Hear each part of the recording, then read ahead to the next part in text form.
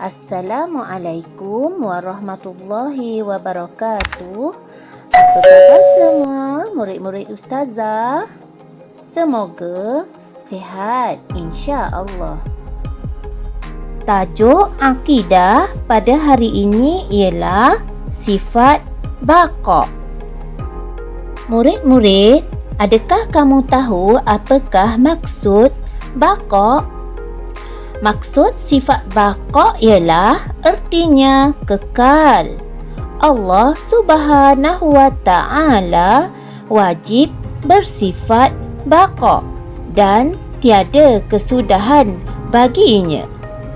Allah Subhanahu wa Ta'ala kekal buat selama-lamanya.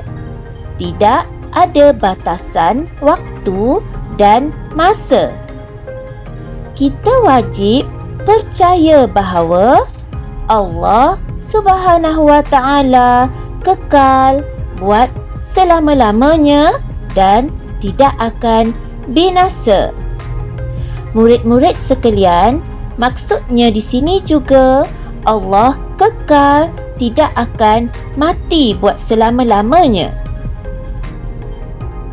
Murid-murid, bahawa sesungguhnya adalah mustahil Allah Subhanahu wa Ta'ala itu binasa.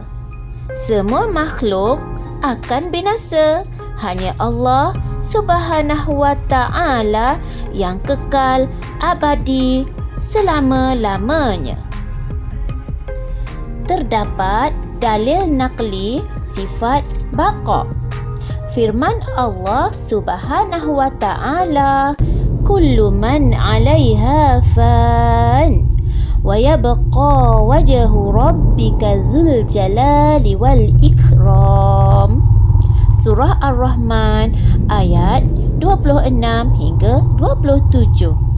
Maksudnya, segala yang ada di muka bumi itu akan binasa dan akan kekallah zat Tuhanmu yang mempunyai kebesaran dan kemuliaan. Setiap yang hidup pasti akan mati, kecuali Allah Subhanahu wa Ta'ala.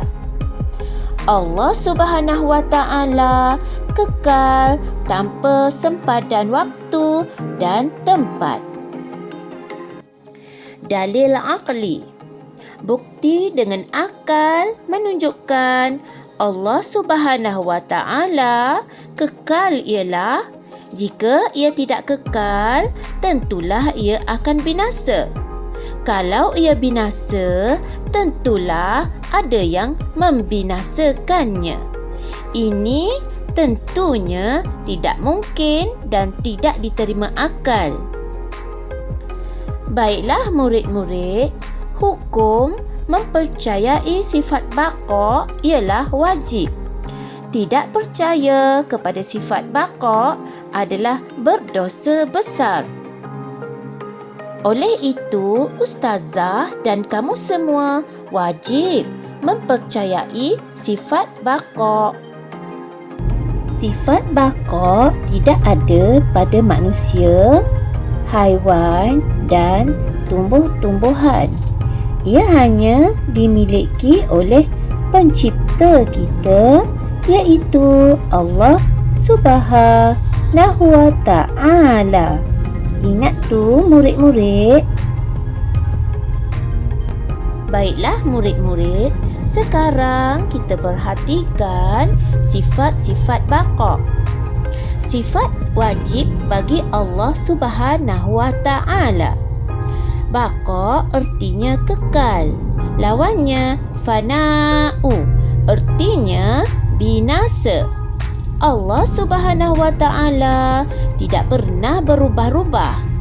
Umat Islam wajib beriman dengan sifat baqa' Allah Subhanahu wa Ta'ala. Sifat baqa' menunjukkan keagungan dan kemuliaan Allah Subhanahu wa Ta'ala. Kerana Allah Subhanahu wa Ta'ala tidak berubah dan kekal selama-lamanya. berbeza dengan manusia yang mengalami perubahan dari bayi, remaja, tua dan akhirnya meninggal dunia. Baiklah murid-murid, kesan mempercayai sifat baqa'. Yang pertama, mengakui keagungan Allah Subhanahu wa Ta'ala. Kedua, tidak berasa sombong sesama manusia. Ketiga, meningkatkan amalan mulia. Keempat, menjauhi larangan Allah Subhanahu wa Ta'ala.